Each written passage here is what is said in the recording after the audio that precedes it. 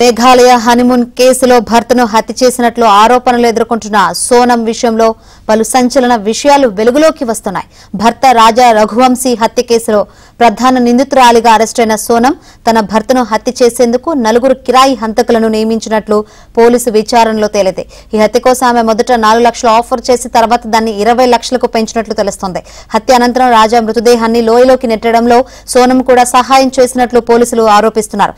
ఈ హత్యను దొంగతనంగా జరిగినట్లుగా చిత్రీకరించి తాను వితంతువుగా కొంతకాలం జీవించాలని సోనం ప్లాన్ వేసినట్లు విచారణలో వెల్లడైంది.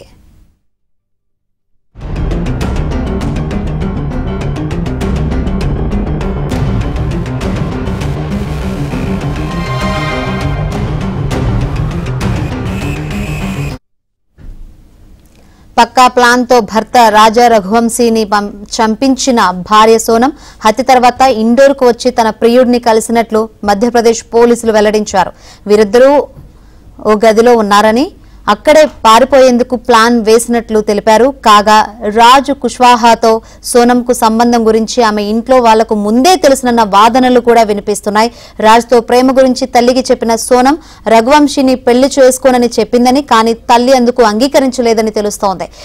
అప్పుడు సోనం తన తల్లిని బెదిరించిందని, పెళ్లి అయితే చేసుకుంటాను కానీ ఆ తర్వాత అతన్ని ఏం చేస్తానో చూడండి అంటూ బెదిరించినట్లు తెలుస్తోంది.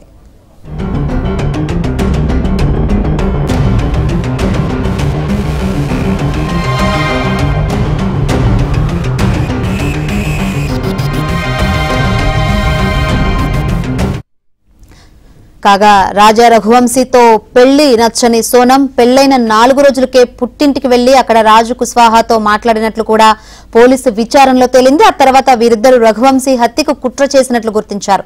ఈ కేసులో అరెస్టైన నిందితుల్లో సోనం మినహా మిగతా 4 తమ నేరాన్ని అంగీకరించినట్లు ఇండోర్ పోలీసులు చెబుతున్నారు. ఈ కేసులో సీన్ రీకన్స్ట్రక్షన్ చేసేందుకు పోలీసులు సిద్ధమవుతున్నారు.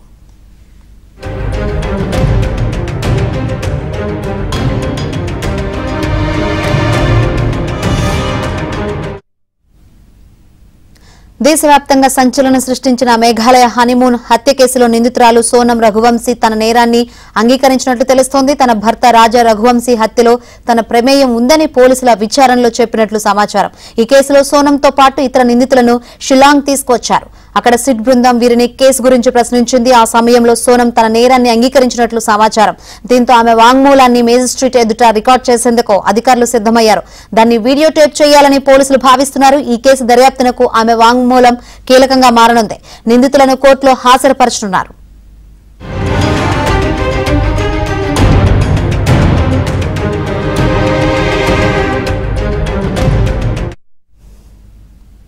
ఇప్పటి వరకు ఉన్న ఆధారాలు చూస్తుంటే సోనం ఈ హత్యకు పాల్పడినట్లు అర్థమవుతుందని ఆమె సోదరుడు గోవింద్ చెప్పారు.